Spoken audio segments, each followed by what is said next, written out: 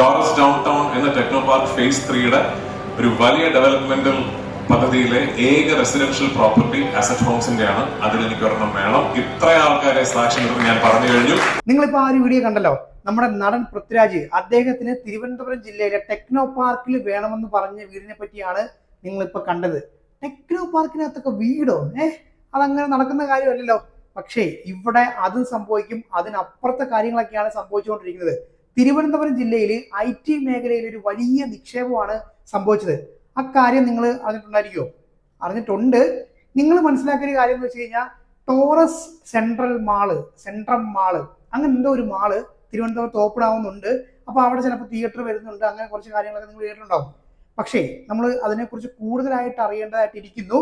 ആ കാര്യമാണ് നമ്മൾ ഇന്നിവിടെ ഡിസ്കസ് ചെയ്യുന്നത് കേട്ടോ. അപ്പോൾ വളരെ ചുരുക്കി നമുക്ക് കാര്യങ്ങൾ പറയാം.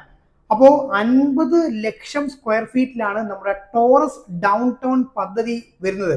ഈ ടോറസ് ഡൗൺ ടൗൺ പദ്ധതി എന്ന് പറഞ്ഞു കഴിഞ്ഞാൽ നമ്മുടെ ടെക്നോ പാർക്കിലെ ഫേസ് 3യിൽ സംഭവിച്ചുകൊണ്ടിരിക്കുന്ന IT മേഖലയിലെ ഒരു വലിയ നിക്ഷേപവും അതുപോലെ തന്നെ ഒരുപാട് തൊഴിലവസരങ്ങൾ കിട്ടാൻ പോകുന്ന ഒരു പദ്ധതിയാണ് കേട്ടോ. അപ്പൊ ഈ ഒരു ടോറസ് ഡൗൺ പദ്ധതിയെ നമുക്ക് പ്രധാനമായിട്ടും രണ്ടായിട്ട് തിരിക്കാം.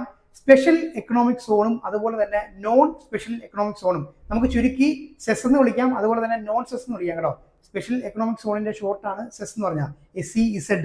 അപ്പൊ ഈ സ്പെഷ്യൽ എക്കണോമിക് സോണിന്റെ കാര്യം മാത്രം നോക്കുകയാണെങ്കിൽ അവിടെ 12 ഏക്കറിലായിട്ടാണ് 2 ബിൽഡിങ്സുകൾ വരുന്നത്.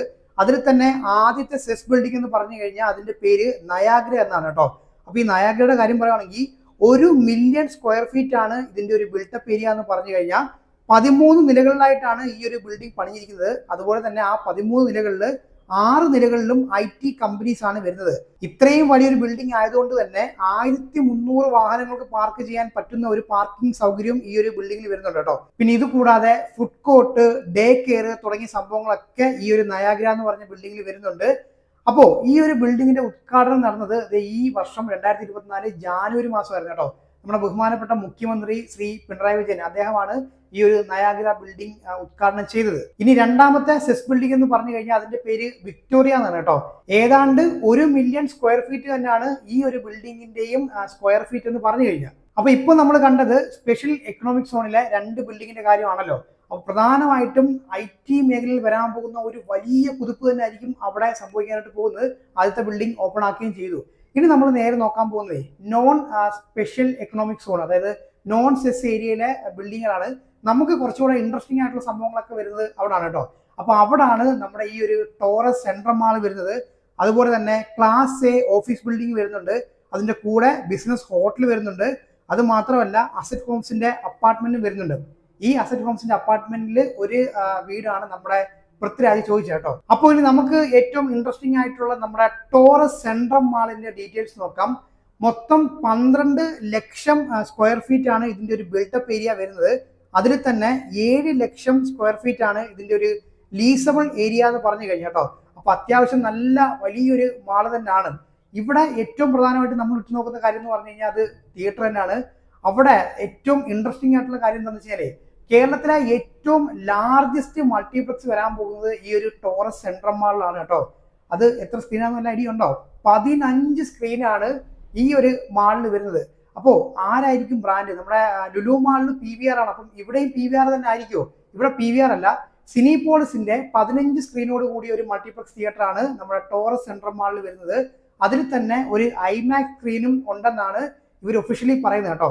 അങ്ങനെയാണെന്നുണ്ടെങ്കിൽ നമ്മുടെ ലുലു മാൾ ഓൾറെഡി IMAX ഉണ്ട്. അങ്ങനെയാണെങ്കിൽ ട്രിവാൻഡ്രം ജില്ലയിൽ മാത്രമായിട്ട് അടുത്തടുത്തായിട്ട് 2 IMAX സ്ക്രീനാണ് വരാനായിട്ട് പോകുന്നത്. കഴിഞ്ഞ ദിവസമാണ് നമ്മൾ ഇന്ത്യയിലെ തന്നെ ഏറ്റവും ലാർജസ്റ്റ് മൾട്ടിപ്ലക്സ് തിയേറ്ററിന്റെ കാര്യം പറഞ്ഞത്. അവിടെ 16 സ്ക്രീനാണല്ലോ വരുന്നത്. അപ്പൊ ഇവിടുത്തെ കാര്യം നോക്കുകയാണെങ്കിൽ 15 സ്ക്രീൻ ഉണ്ട്. ഒരു ആവറേജ് ഒരു ദിവസം ഒരു 5 ഷോ വെച്ച് നോക്കുകയാണെന്നുണ്ടെങ്കിൽ തന്നെ, ഒരു സ്ക്രീനിൽ 5 ഷോ വെച്ച് നോക്കുകയാണെങ്കിൽ തന്നെ 75 ഷോ ഒക്കെ ഒരു ദിവസം ഈ ഒരു തിയേറ്ററിൽ കളിക്കാൻ പറ്റും എന്നുള്ളതാണ് ഒരു പ്രത്യേകത കേട്ടോ. പിന്നെ ഈ ഒരു മാളിന്റെ കാര്യം പറയുകയാണെങ്കിൽ ഏതാണ്ട് 2000 വാഹനങ്ങൾക്ക് ഒരേ സമയം പാർക്ക് ചെയ്യാനുള്ള ഒരു പാർക്കിംഗ് സെറ്റപ്പാണ് നമ്മുടെ ഈ ഒരു ടോറസ് സെൻട്രൽ മാളിൽ വരുന്നത്. പിന്നെ നമ്മുടെ ട്രിവാൻഡ്രം എയർപോർട്ടിൽ നിന്ന് 10 കിലോമീറ്റർ ദൂരമാണ് വരുന്നത്. അതുപോലെ തന്നെ കൊച്ചുവേളി റെയിൽവേ സ്റ്റേഷനിൽ നിന്ന് 7 കിലോമീറ്റർ ദൂരം മാത്രമാണ് നമ്മുടെ ടോറസ് സെൻട്രൽ മാളിലേക്കുള്ളത്. ഇനി ഞാൻ ആദ്യം പറഞ്ഞ പോലെ തന്നെ ഈ ഒരു മാള് കൂടാതെ അവിടെ ഒരു ഓഫീസ് സ്പേസ് വരുന്നുണ്ട്. അതുപോലെ തന്നെ ബിസിനസ് ഹോട്ടൽ വരുന്നുണ്ട്. അത് കൂടാതാണ് നമ്മുടെ ഈ ഒരു അസറ്റ് ഹോംസിന്റെ അപ്പാർട്ട്മെന്റ് വരുന്നത്. പൃഥ്വിരാജിന് അവിടെ വീട് കിട്ടുമോ ഇല്ലയോ എന്നുള്ള കിട്ടുമായിരിക്കും അല്ലേ? പുള്ളിയൊക്കെ പറഞ്ഞു കഴിഞ്ഞാൽ കിട്ടാതിരിക്കുമോ? അതും അഡ്വാൻസ് ആയിട്ട് ഒരു 1.5 വർഷം മുന്നേ പറഞ്ഞ കാര്യമാണ്, കിട്ടുമായിരിക്കും അല്ലേ? പുള്ളിയാണ് അതിന്റെ ബ്രാൻഡ് അംബാസിഡർ. അപ്പോൾ അതുകൊണ്ട് എന്തായാലും ഉറപ്പായിട്ടും കിട്ടും. അപ്പോൾ ഈ അസറ്റ് ഹോംസിന്റെ കാര്യം പറയുകയാണെന്നുണ്ടെങ്കിൽ നമ്മുടെ ഈ അസറ്റ് ഹോംസിൽ നിന്ന് നേരെ നമ്മുടെ ഈ ഒരു സെൻട്രൽ മാൾ ഉണ്ടല്ലോ, അങ്ങോട്ടേക്ക് ഒരു സ്കൈ ബ്രിഡ്ജ് ഒക്കെ കൊടുത്തിട്ടുണ്ട്. നമ്മുടെ കൊച്ചി ലുലു മാളിൽ നമ്മൾ മെട്രോയിൽ നിന്ന് നേരെ ലുലു മാളിൽ കയറുന്ന പോലെ തന്നെ ഈ ഒരു അപ്പാർട്ട്മെന്റിൽ നിന്ന് നേരെ ഈ ഒരു മാളിലേക്ക് കയറാനായിട്ട് പറ്റും. മൊത്തം 298 യൂണിറ്റുകളാണ് ഈ ഒരു അപ്പാർട്ട്മെന്റിൽ മാത്രം വരുന്നത് കേട്ടോ. കുറച്ച് ദിവസം മുന്നെയാണ് നമ്മുടെ കൊല്ലത്തെ കുട്ടിയത്തെ ഡ്രീംസ് മാളിനെ പറ്റി പറഞ്ഞത്. അവിടെയും ഇതുപോലെ തന്നെ മാള്, തിയേറ്റർ, അപ്പാർട്ട്മെന്റ് ആണ് വരുന്നത്. പക്ഷേ അതിന്റെയൊക്കെ ഒരു പ്രോ പ്ലസ് വെർഷനാണ് നമ്മുടെ ഈ ഒരു ടോറസ് സെൻട്രൽ മാൾ എന്ന് പറഞ്ഞു കഴിഞ്ഞാൽ. ടോറസ് സെൻട്രൽ മാൾ അല്ല, ടോറസ് ഡൗൺ ടൗൺ പദ്ധതി എന്ന് പറഞ്ഞു കഴിഞ്ഞാൽ. അപ്പൊ ആരാണ് ഈ ഒരു പദ്ധതിക്ക് പൈസ മുടക്കിയത് എന്ന് അറിയണ്ടേ? അപ്പൊ ഇതിന്റെ മെയിൻ പാർട്ട്നേഴ്സ് എന്ന് പറഞ്ഞു കഴിഞ്ഞാൽ അമേരിക്കൻ റിയൽ എസ്റ്റേറ്റ് ഫേം ആയിട്ടുള്ള ടോറസ് ഇൻവെസ്റ്റ്മെന്റ് ഹോൾഡിംഗ്സും അതുപോലെ തന്നെ എംബസി പ്രോപ്പർട്ടി ഡെവലപ്മെന്റ് പ്രൈവറ്റ് ലിമിറ്റഡും ആണ് ഇതിന്റെ മെയിൻ പാർട്ട്നേഴ്സ് എന്ന് പറഞ്ഞു കഴിഞ്ഞാൽ കേട്ടോ. പിന്നെ ഇതിന്റെ കൺസ്ട്രക്ഷൻ സമയത്ത് ഒരുപാട് എൻവയോൺമെന്റൽ ഇഷ്യൂസ് ഉണ്ടായിരുന്നു. നിങ്ങൾ വാർത്താ മാധ്യമ ചാനലിലൂടെ കണ്ടു കാണും. ഒരു വലിയ ഫൈനൊക്കെ എൻവയോൺമെന്റൽ ഇഷ്യൂസ് കാരണം അടിച്ചു കൊടുത്തിട്ടുണ്ടായിരുന്നു. അതിന്റെ കാര്യങ്ങളൊക്കെ ഒരുപാട് വിഷയങ്ങളുണ്ടായിരുന്നു. അപ്പം അതൊക്കെ തരണം ചെയ്താണ് നമ്മൾ ഇന്ന് ഈ കാണുന്ന ഈ ഒരു നയാഗ്ര ബിൽഡിങ്ങിന്റെ ഉദ്ഘാടനം ഇപ്പോൾ നിർവഹിച്ചത് കേട്ടോ.